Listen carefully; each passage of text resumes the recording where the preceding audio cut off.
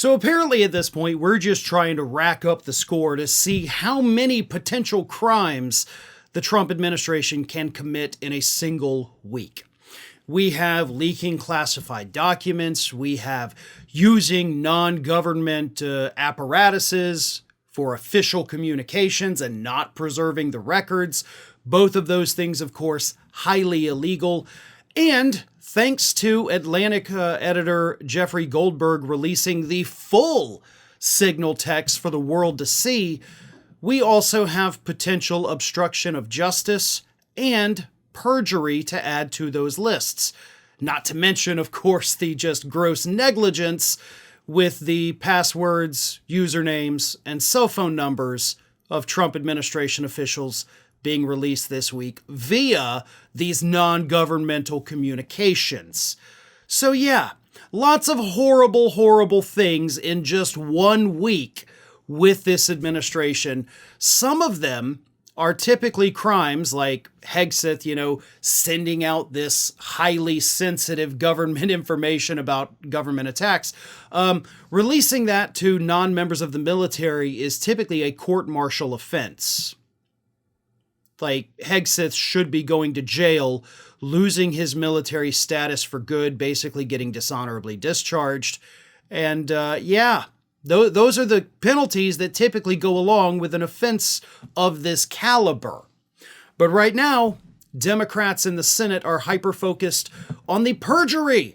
Because again, with the release of the full text messages from Goldberg, because the administration says they're not classified, Goldberg said, all right, if they're not classified, here you go, world. And the release of those messages proved that at the very least, Tulsi Gabbard and others who testified in front of the Senate this week were dishonest. At most, they were outright lying. Because those members of this administration sat there in front of the Senate and swore under oath that, nope, no specific plans were given out. They didn't list the targets, they didn't list the times, they didn't list the weaponry. However, the full text messages show that they released the times, they released the targets, they released what weaponry was going to be used. And these are officials who were on those texts. Now, sometimes they outright denied that these things were included. Other times, they said, I don't recall, or not to the best of my recollection. Those are dishonest statements that probably aren't going to rise to the level of perjury, but the outright denials absolutely would. The problem, of course, is that Republicans control all the branches of government. So there's really no way to actually hold these people accountable for their gross negligence and potentially criminal activity. Nobody in this administration is going to be held accountable right now.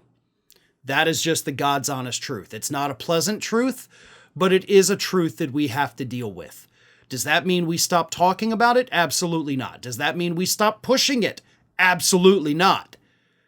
These are issues that are not going to go away, and as we've seen throughout the week, they're actually getting worse.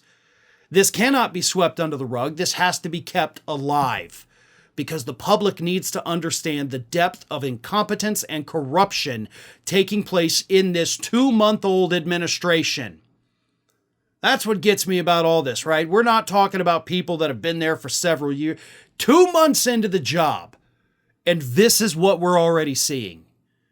That is beyond just bonkers is the only word I can safely use to describe it. So we have to continue talking about it. We have to push the illegality of this. We have to let the public know that other people who have done things like this in the past end up going to prison. And while it may not happen under the Trump administration, it can absolutely happen if we get Republicans out of power, possibly in the 2026 midterms, but at least in 2028. Thanks for watching today, everybody. And don't forget, if you're not already, please do subscribe to this channel. We have fresh content going up every single day, and I would really hate for you to miss out on that. And speaking of missing out, if you're not following me across all other social media outlets, then get on it. You can follow the links in the description of this video.